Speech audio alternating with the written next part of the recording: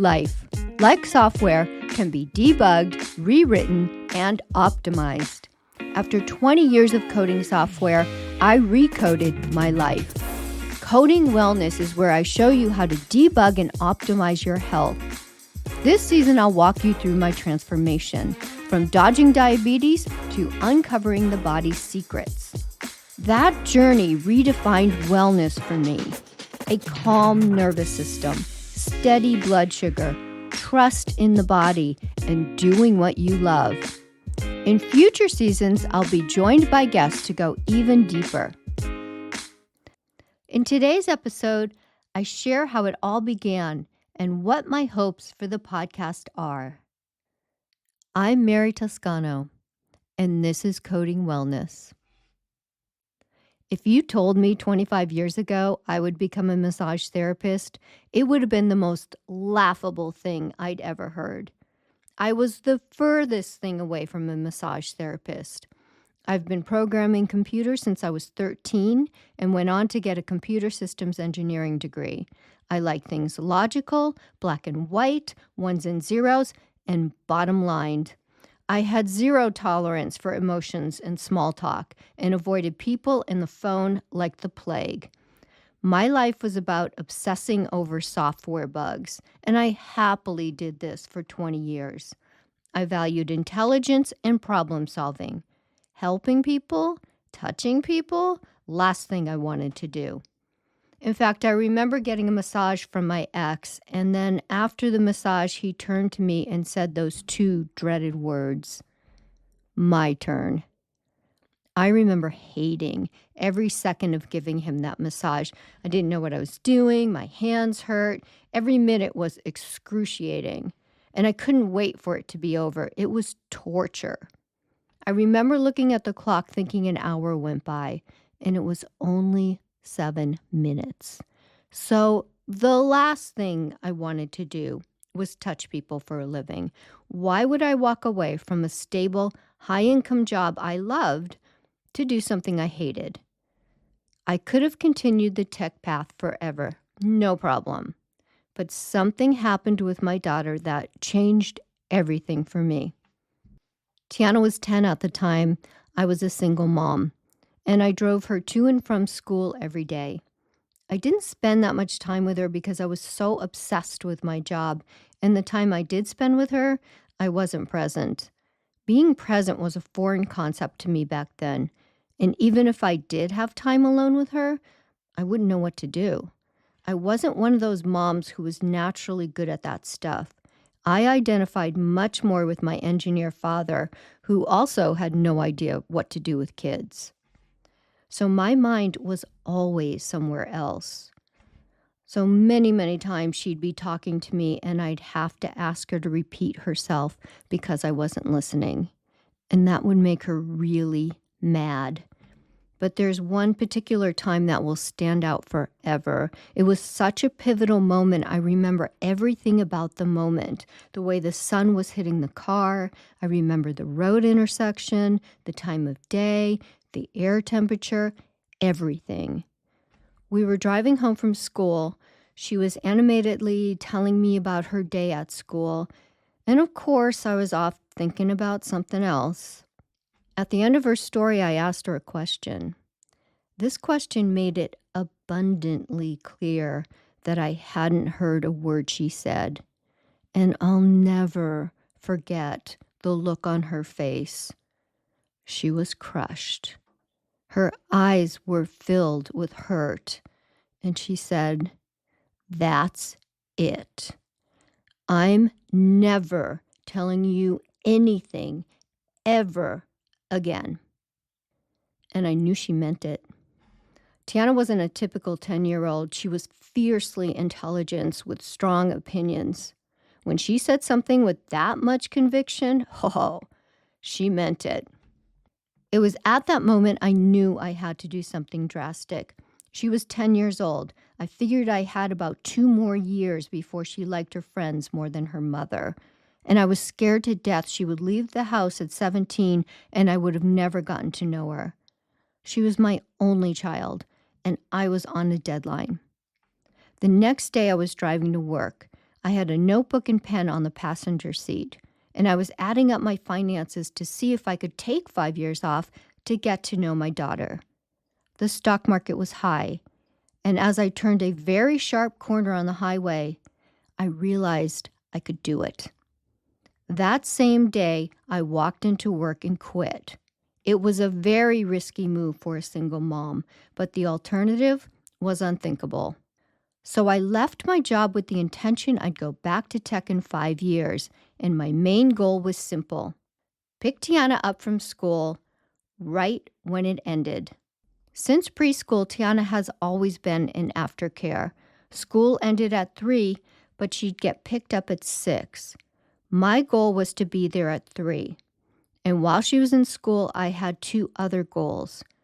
One was to learn how to do a massage longer than 7 minutes without whining about it. Not because of my ex, we were long done. I just didn't like being so bad at something. And 2, I was experiencing severe mood swings that I knew had to do with blood sugar, but I never ate anything sweet, like candy, cakes, or cookies. And I wanted to figure out what was going on. So I enrolled in massage school to learn how to do a massage, and later on, nutrition school to figure out what was going on with my blood sugar. Both schools were within 2 miles of my house. I mean, what were the odds? Even better, I could do the full-time programs at both schools and still get out in time to pick Tiana up after school. So I'd go to school, she'd go to school. I'd pick her up, take her home, we'd hang out in the kitchen doing homework and eating. It was awesome. Everything just lined up. And then one day, a couple months into this, I had the most sobering moment of my life. On this day, I had picked Tiana up from school, and we had spent a couple hours together. And Tiana realized she had forgotten a book at school. And I remember thinking, gosh, is the school even open? But we got in the car and drove across town to the school to get her book. And when we arrived at the school, it was getting dark. I saw kids on the playground, and I thought to myself, what are those kids still doing here? Where are their parents? And then it hit me. And it hit me really hard. And then I felt this sick, horrible feeling in the pit of my stomach. I realized those were the kids in the aftercare program. And up until a couple months ago, Tiana was one of those kids. Every single day. And that was the darkest moment of my life. And it's impossible to express the extreme sadness I felt, because at that moment I realized how much of her life I missed, and I could never get that time back. My job was such that I could have gotten off work at 3, but I prioritized work and I missed out on all those moments with Tiana. There were no words I could say to console myself. I could never get that time back. She's only a child once, and she was my only child. I had blown it. And it was that moment that ensured I was never going back to my old life. No matter how scary things got financially, I was going to figure out a way to make it work. There is no way I was going to abandon her like that again. And it was that moment that pushed me through the hard times, the really scary financial hard times. There was no going back. So when I left engineering, I had no intention of becoming a massage therapist, no intention of becoming a nutritionist. All I wanted to do was spend time with Tiana and learn about blood sugar and how to do a massage longer than 7 minutes without complaining about it. But like all engineers, it's impossible for us to learn something a little bit. We have to learn it to the nth degree. And so cut to 25 years later, and my life is completely different. And I've done all sorts of things I never would have done if I stayed an engineer. I produced a video on sugar and diabetes that was seen around the world. Then I wrote a book, Sweet Fire, Sugar, Diabetes, and Your Health. I've spoken in front of thousands of people at diabetes conventions and even got flown to Washington, D.C. to speak to Congress about funding diabetes research. And while all that was happening, I was also working at a resort up the coast massaging over 14,000 people.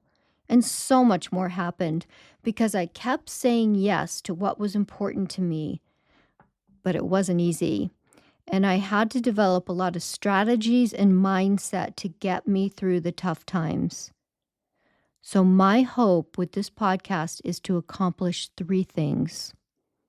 Number 1, I want to talk to you about the body and this almost supernatural intelligence it has that is absolutely not logical. And it took me years to come to terms with it. Your body is not only a blueprint of your life, especially the first 18 years, but it can also give guidance and life direction. It's a little bit spooky.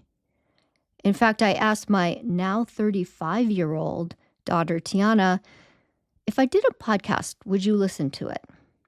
She said, I don't know. It depends on what you talk about. I said, well, what do you want me to talk about? What would be interesting to you? She said, what you discovered about the body and the messages the body has to say. So that's what sets this podcast apart. What I've learned about the body, it's not something I've seen anyone else talk about. I come at massage with an engineering mindset, someone who loves data, who's always looking for patterns. But I'm also highly sensitive. I can feel things most people can't. Combine that with 14,000 massages, that's a lot of data points. And the stories are fascinating, and I can't wait to share them with you. Number 2, I want to share with you what I learned about diabetes, especially if it runs in your family like it does with mine. Because if I didn't learn what I know now, I would 1,000,000% have diabetes by now, no question. And it would have come as a complete shock, like it's going to for a lot of people. Because my blood sugar numbers have always been normal, but something is going on in the background that both me and my doctors completely missed. So if diabetes runs in your family, and even if your blood sugar numbers are fine right now, you could still be on the fast track to diabetes and not know it. That's why I want to teach you what I learned about sugar, about blood sugar, and about how to protect yourself. And number 3, I hope this podcast will motivate you to do what you love to do or what you've been feeling called to do. Everyone has in them that one thing, that spark, that when they talk about it, they light up from the inside. And the number one thing I hear over and over again from thousands of people on the massage table is, what I really want to be doing is this, whatever it is for them. But I just can't find a way to make it work in my life right now. So many of us are being called to do things and we just squash it down or put it off because we can't find a way to get it in our lives. But here's the thing. Doing what you love, what you're called to do, isn't just a luxury. It's essential. It matters for your health, it matters for your happiness, and it matters for humanity. So I want this podcast to be a spark, to inspire you to listen to what's calling you and start saying yes. So those are my 3 hopes for this podcast. In the first season, I'll share my story, how I stumbled into this unexpected relationship with the body, and how I've been able to avoid diabetes by uncovering what was happening behind the scenes. Then in future seasons, I'll bring on guests to expand on these discoveries and bring new voices into the conversation. Because this isn't just about what I've learned, it's about opening up a bigger dialogue about the body, about health, and about what's really going on beneath the surface. Okay, as we close off with the first episode of Coding Wellness, I want you to answer this one simple prompt. If I knew I wouldn't fail, I would what? Don't overthink it. Just jot down the first thing that pops into your head. And if you feel like sharing, come tell me your answer in the comments on Instagram or Facebook. I really love to know.